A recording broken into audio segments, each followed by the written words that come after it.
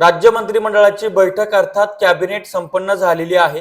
यामध्ये शेतकऱ्यांच्या संदर्भात काय काय निर्णय घेण्यात आले, त्याचबरोबर सध्या जो अवकाळी पाऊस आला त्यामुळे रब्बीचे काढणीला आलेले पिकं, त्याचबरोबर उन्हाळी पिकं याचं अतोनात नुकसान झालेले आहे, त्याच्या नुकसान भरपाई संदर्भात काही निर्णय घेण्यात आले का हे आपण अगदी सोप्या भाषेमध्ये जाणून घेऊ। त्याचबरोबर तुमच्या भागातले कोणकोणते निर्णय झालेत त्यावर सुद्धा बोलणार आहोत। नमस्कार, मी ज्ञानेश्वर खरात पाटील। पहिला शासन निर्णय बघूयात। जलसंपदा विभागाचा अहिल्यानगर जिल्ह्यातील साखळाई उपसा सिंचन योजनेला 1234 कोटी चा निधी उपलब्ध करून देण्यासंदर्भात मंजुरी देण्यात आलेली आहे। 1234 कोटी रुपये।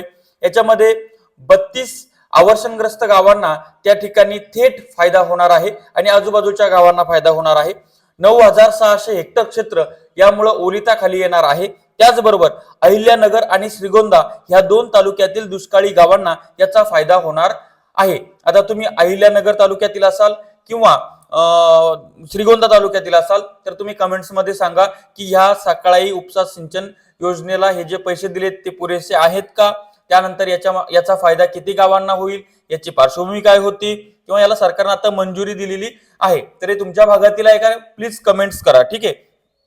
त्यानंतर दुसरा आपण शासन निर्णय बघूयात। महसूल विभागाचा आहे।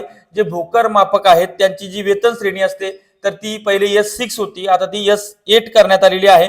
याचा फायदा भोकर मापकांना होईल आणि ही भोकर मापकांची वेतन श्रेणी आहे। हे पद आता पदोन्नती आणि विभागीय भरतीद्वारे भरण्यात येणार आहे। अशा पद्धतीचे शेतकऱ्यांच्या संदर्भातले दोनच शासन निर्णय होते आणि महत्त्वाचं म्हणजे शेतकऱ्यांच्या अपेक्षा होत्या की राज्य मंत्रिमंडळाच्या बैठकीमध्ये आता तातडीचा जो अचानक पाऊस आला, अवकाळी आली आणि वारंवादन आलं, याच्यामध्ये रब्बीच्या काढणीला आलेल्या पिकांचं, उन्हाळी पिकांचं, कांदा असेल, फळबाग असेल, इतर पिकं असेल, याचं जे मोठ्या प्रमाणात नुकसान झालं तर त्या संदर्भात सरकारनं काहीतरी आदेश द्यायला पाहिजे होते किंवा काहीतरी घोषणा करायला पाहिजे होती। मात्र सरकारनं त्या संदर्भात कॅबिनेटमध्ये कुठलाही निर्णय घेतला नाही। कदाचित मुख्यमंत्री अजूनही अभ्यास करत असतील, लवकरच ते जाहीर करतील।